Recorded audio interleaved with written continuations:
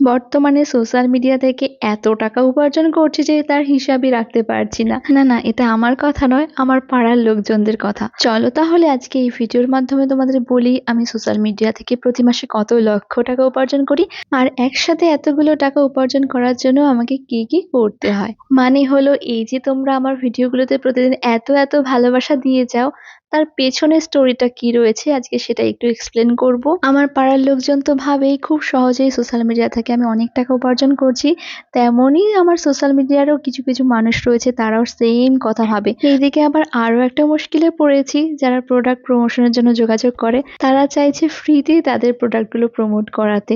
এটা কি পসিবল?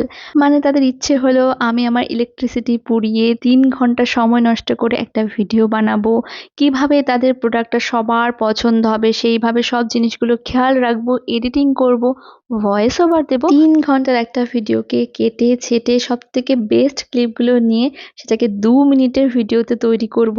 কিন্তু সেটা আমাকে ফ্রি অফ কস্ট করতে হবে। ভাই রে ভাই, আমি তো আমার মামার বাড়ি গিয়েও এমন আবদার করতে পারি না। এই যেমন ধরো আজকের ভিডিওটার কথাই বলি, আজকের এই যে ভিডিওটা আমি করেছিলাম টোটাল আমার সময় লেগেছিল 2.5 ঘন্টা মতো। এবারে বলি, শুধু যদি শাড়িটা পরে আমাকে কয়েকটা ছবি দিতে হতো কিংবা ধরো কোনো গানের সাথে লিপসিং করে একটা ভিডিও করতে হতো, তাহলে আমার খুব বেশি 0.5 ঘন্টা মতো সময় লাগতো। কিন্তু এখানে আমাকে পুরো শাড়িটার ওপর ফোকাস রেখে ভিডিওটা করতে হয়েছে, এবং শাড়িটার সাথে কেমন লুক ভালো লাগবে, কেমন হেয়ার স্টাইল ভালো লাগবে, সব কিছুর খেয়াল রাখতে হয়েছে। যার জন্য কিন্তু আমাকে বারবার উঠে ক্যামেরার অ্যাঙ্গেল চেঞ্জ করতে হয়, লাইটের অ্যাঙ্গেল চেঞ্জ করতে হয়, ইভেন নিজেকেই পুরোটা চেঞ্জ করতে হয়। কারণ কোন শাড়ির সাথে কোন হেয়ার স্টাইল ভালো লাগবে সেই দিকটা খেয়াল রাখতে হয়, কেমন মেকআপ ভালো লাগবে সেটাও দেখতে হয়। তার উপর যদি মেকআপ ঠিকঠাক না হয়, হেয়ার স্টাইল ঠিকঠাক না হয়, তাহলে তো লুকটাও প্রপার আসবে না। আর যদি লুক ঠিকঠাক না আসে তাহলে তো ভিউয়ার্সরাও অ্যাট্রাক্ট হবে না। তো সব কিছু মিলিয়ে মিশিয়ে কিন্তু অনেক ব্যাপার থাকে যেগুলো খেয়াল রাখতে হয়।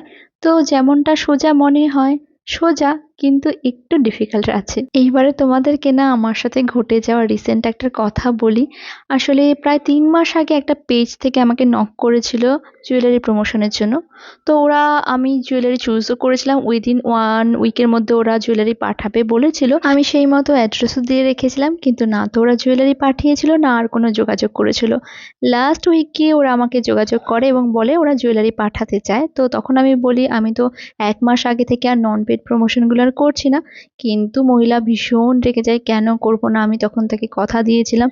আচ্ছা, কথা তো দুপক্ষ থেকেই হয়েছিল, দুজনাই কথা দিয়েছিল, সেও বলেছিল 1 সপ্তাহের মধ্যে আমাকে জুয়েলারি পাঠাবে।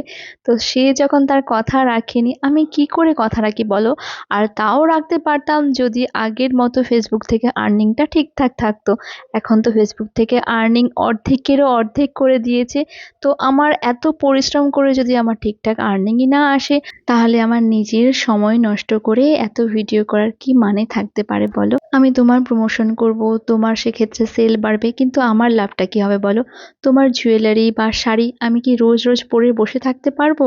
বা আমি কি রোজ কোথাও ঘুরতে যাই, কিংবা এই শাড়ি অথবা জুয়েলারি প্রমোশন হয়ে যাওয়ার পরে আমি যদি অন্য কোথাও সেল করে দিতে পারতাম, তাহলে না হয় বুঝতাম আমার কিছু টাকা সেখান থেকে আর্নিং হবে।